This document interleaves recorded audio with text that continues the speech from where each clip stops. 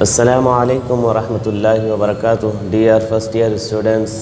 دوبارہ ہماری کلاس میں آپ کا استقبال ہے۔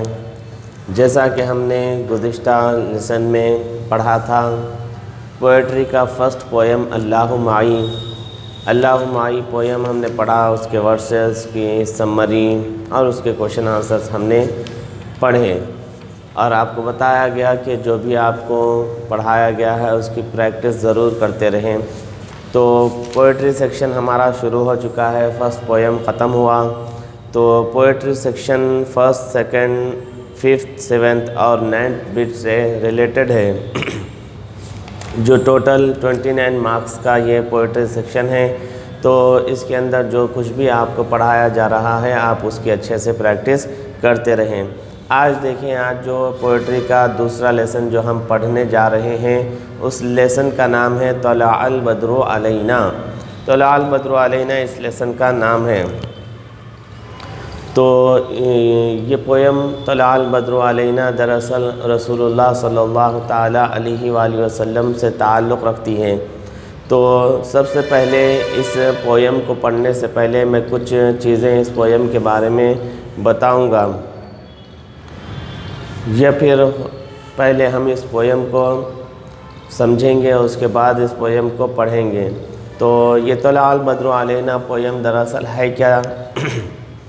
تو اس پویم کے اندر رسول اللہ صلی اللہ تعالیٰ علیہ وآلہ وسلم کی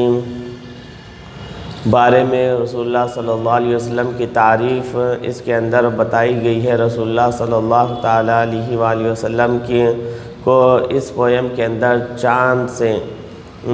تعبیر کیا گیا ہے۔ تو کیا چیز ہے اس پویم کے اندر وہ آپ کو بتاؤں گا کہ رسول اللہ صلی اللہ تعالیٰ علیہ وآلہ وسلم جب مکہ مکرمہ میں موجود تھے تو مکہ مکرمہ جو آپ کی پیدائش کی جگہ ہے، جہاں پر آپ پرورش پائے، جو آپ کا آبائی وطن ہے، تو نبی کریم صلی اللہ تعالیٰ علیہ وآلہ وسلم کو جب اللہ تبارک و تعالیٰ کی جانب سے یہ حکم ملا کہ آپ توحید کا اور رسالت کا پیغام پہنچائیے، تو اللہ کے رسول صلی اللہ علیہ وسلم کو جب حکم ہوا اللہ تبارک و تعالیٰ کی طرف سے، تو آپ نے توحید کا پیغام عام کرنا شروع کیا۔ تو جب آپ صلی اللہ علیہ وسلم نے ایک خدا کی طرف، کلمہ حق کی طرف اور دین اسلام کی طرف بلانے لگے، تو اس وقت آپ صلی اللہ علیہ وسلم کو بے شمار تکالیف اور پریشانیوں کا سامنا کرنا پڑا، کہ کل تک جو آپ کے دوست تھے وہ آج آپ کے دشمن بن گئے، کل تک جو آپ کے خونی رشتہ دار ہے وہ آپ کے خون کے پیاسے بن گئے، اور آپ صلی اللہ تعالیٰ علیہ وآلہ وسلم کو ایذا رسانی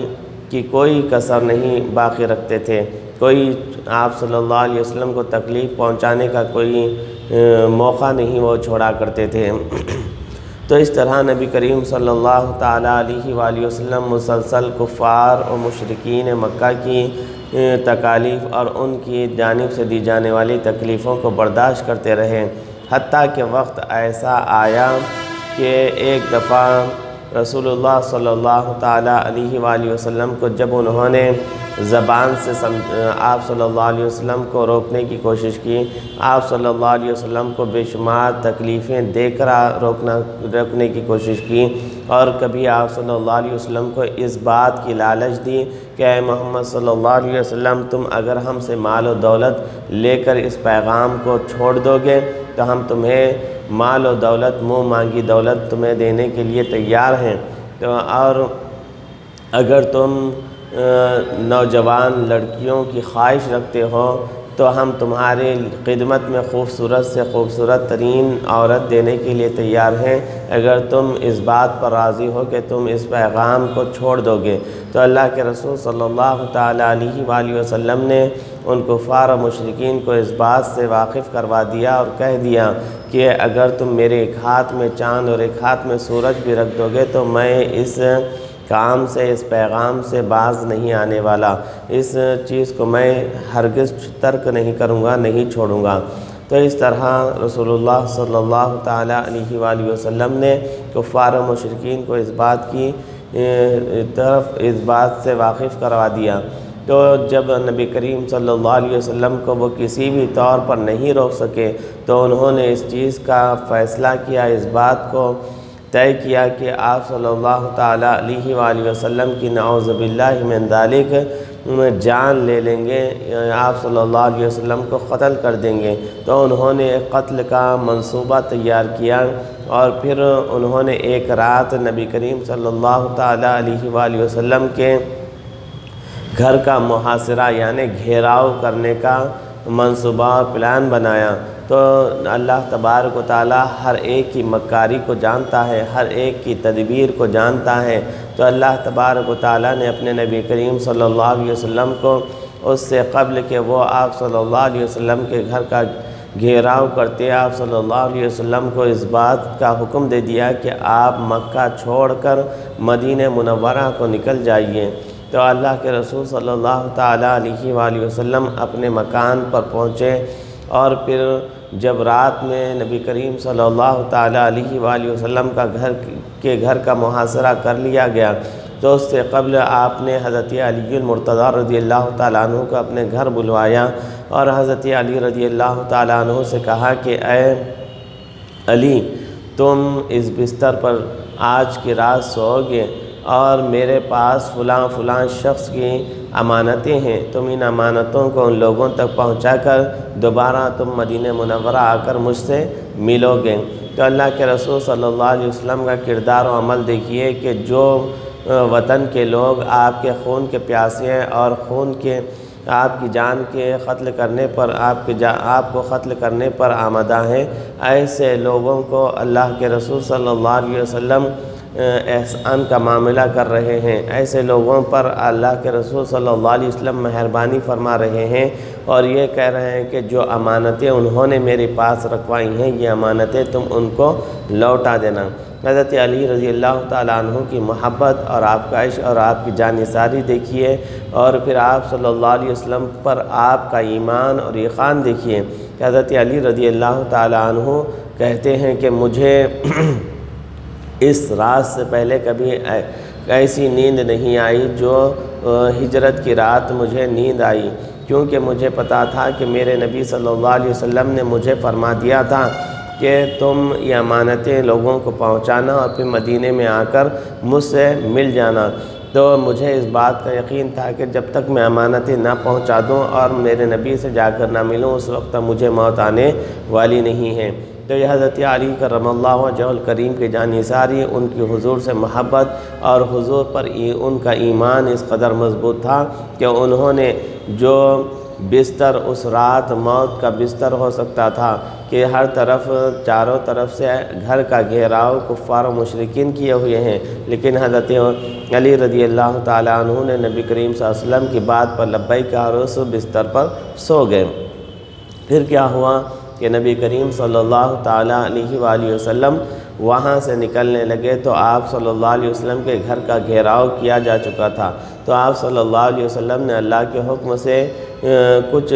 مٹی میں کچھ ریت لی اور اسے ان کفار و مشرکین پر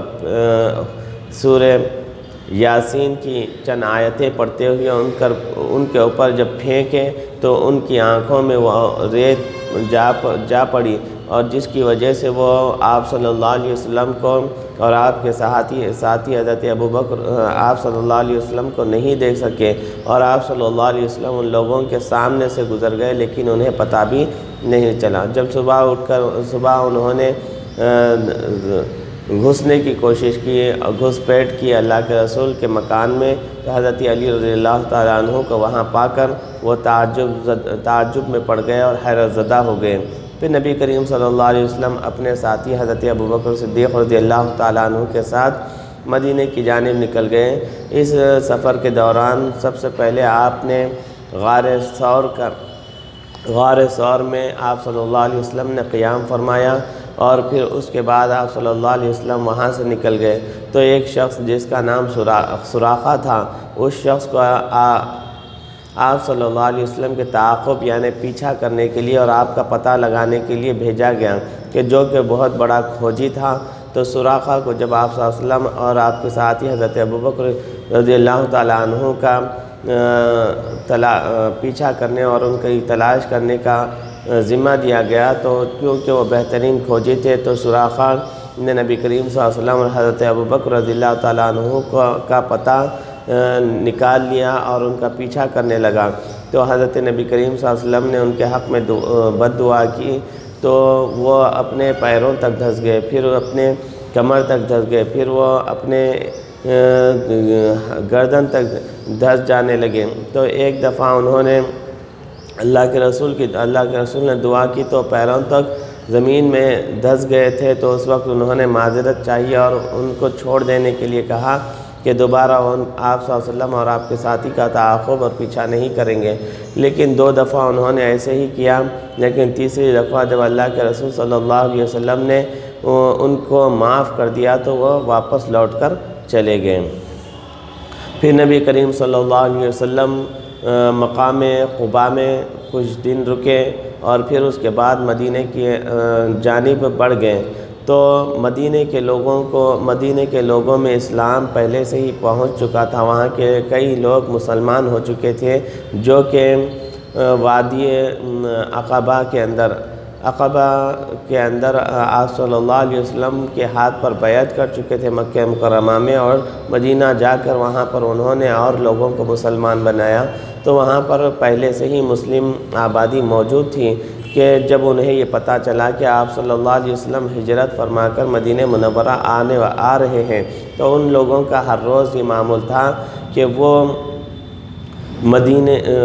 اپنے کام کاج سے فارغ ہو کر وہ اپنے گھروں سے نکل کر وہ مدینہ منورہ کے جو گھاٹیاں ہیں جہاں سے مسافر آنے والے نظر آتے ہیں، ان گھاٹیوں پر جا کر چڑھ جاتے اور پھر آپ صلی اللہ علیہ وسلم کے آنے کا انتظار کرتے، اور جب جو ہی شام ہوتی تو وہ واپس لوٹ جاتے۔ تو اس طرح یہ معاملہ ان کا روز چلتا رہا۔ ایک روز ایسا ہوا کہ وہ لوگ ان گھاٹیوں پر چڑھ کر آپ صلی اللہ علیہ وسلم کا انتظار کیے، اور جب نبی کریم صلی اللہ علیہ وسلم کے قافلے کا کوئی اثر نظر نہیں آیا تو وہ واپس جانے لگے۔ تو ان وادیوں کے قریب ایک یہودی رہتا تھا، تو اس یہودی نے جب آپ صلی اللہ علیہ وسلم کے ان محبان کو، ان عاشقوں کو اس طرح ہر روز آتے جاتے دیکھتا تو اس کو پتہ تھا کہ وہ کس کا انتظار کر رہے ہیں۔ جب اچانک سے وہ لوگ مدینہ منورہ کے لوگ واپس جانے لگے تو نبی کریم صلی اللہ علیہ وسلم کا قافلہ آنے لگا۔ تو اس وقت اس یہودی نے پکار کر کہا کہ اے لوگو، تم جس کے راہ دیکھتے تھے، جس کا تم انتظار کرتے تھے، ان کا قافلہ آ گیا ہے۔ تو لوگ پھر سے دوبارہ بھاگ کر آئے، نبی کریم صلی اللہ علیہ وسلم کا پرجوش استقبال کیے۔ نبی کریم صلی اللہ علیہ وسلم جب مدینہ منورہ میں داخل ہوئے تو عورتیں اور مرد چھتوں پر ٹھہر کر آپ صلی اللہ علیہ وسلم کا استقبال کرنے لگے، اور پھر جو غلام اور بچے تھے وہ گلی کوچوں میں یا محمد یا رسول اللہ کا نعرہ لگاتے ہوئے دوڑنے لگے، اور جو مدینہ منورہ کی بچیاں تھیں وہ دف بجاتی ہوئی اللہ کے رسول صلی اللہ علیہ وسلم کی آمد پر یہ اشعار پڑھنے لگی، جسے طلع البدر علینا کی نظم کہا جاتا ہے۔ تو یہ نظم پڑھنے لگی، تو دیکھتے ہیں کہ اس نظم میں کیا بتایا گیا ہے، کیا بولا گیا ہے۔ تو یہ نظم نبی کریم صلی اللہ علیہ وسلم جب مدینہ منورہ کو پہنچے تو مدینہ منورہ کی دوشیزائیں، وہاں کی بچیوں نے حضور صلی اللہ علیہ وسلم کے استقبال میں، آپ کے ویلکم میں یہ اشعار پڑھے تھے۔ تو ان اشعار میں کیا چیز بتائی گئی ہے، ہم آج اس چیز کو دیکھیں گے۔ طلع البدر علینا من ثنیات الوداع، طلع البدر علینا من ثنیات الوداع، 14ویں کا چاند وداع کی گھاٹیوں سے ہم پر طلوع ہوا، 14ویں کا چاند وداع کی گھاٹیوں سے ہم پر طلوع ہوا۔ 14ویں کا چاند یہاں پر اللہ کے رسول صلی اللہ علیہ وسلم کو کہا جا رہا ہے۔ وداع کی گھاٹیوں سے طلوع ہوا یعنی ریز ہوا۔ تو وداع کی گھاٹیوں پر وہ انتظار کرتے تھے جا کر۔ وداع یعنی جہاں پر لوگ جا کر اپنے مہمانوں کو چھوڑتے، اپنے جانے والوں کو وہاں سے وداع کیا کرتے تھے۔ گڈ بائی کیا کرتے تھے تو وہاں سے مسافر آتے بھی تھے، تو وداع کی گھاٹیاں کہلاتی تھیں۔ ان گھاٹیوں کے پاس اللہ کے رسول صلی اللہ علیہ وسلم آئے، تو اس واسطے انہوں نے اپنے شعر میں کہا، اپنے اس ورس میں، 14ویں کا چاند وداع کی گھاٹیوں سے طلوع ہوا۔ وجب الشکر علینا ما دعا للہ داعی، وجب الشکر علینا ما دعا للہ داعی، ہم پر شکر واجب ہے اس امر کا جو اللہ تعالیٰ کی طرف دعوت دینے والے نے دعوت دی ہے۔ ہم پر شکر واجب ہے اس امر پر جو اللہ کی طرف دعوت دینے والے نے دعوت دی، یعنی نبی کریم صلی اللہ علیہ وسلم نے جو دعوت اسلام انہیں پیش کی، اس پر انہیں اللہ کا شکر واجب ہے۔ تو تھرڈ ون، ایھا المبعوث فینا جئت بالامر المطاع، ایھا المبعوث فینا جئت بالامر المطاع، ایھا المبعوث فینا جئت بالامر المطاع، اے ہم میں بھیجے گئے رسول، آپ صلی اللہ علیہ وسلم ایسے امر کو، ایسے معاملے کو لے کر آئے جو قابل اطاعت ہے، یعنی نبی کریم صلی اللہ علیہ وسلم نے ایک ایسا معاملہ لے کر آئے کہ جو قابل اطاعت ہے، یعنی جس کو فالو کرنا، جس کو ماننا اور جس پر چلنا بہت ضروری ہے۔ کہ نبی کریم صلی اللہ علیہ وسلم نے کیا قابل اطاعت امر لے کر آیا؟ اللہ کی جانب سے جو پیغام ہے وہ قابل اطاعت ہے، اللہ کی جانب سے جو آپ کو قرآن دیا گیا ہے وہ قابل اطاعت، قابل پیروی اور قابل عمل ہے۔ اس کے بعد جئت شرفت المدینہ مرحبا یا خیر داعی، جئت شرفت المدینہ مرحبا یا خیر داعی، آپ صلی اللہ علیہ وسلم تشریف لائے اور مدینہ کو شرف بخشا،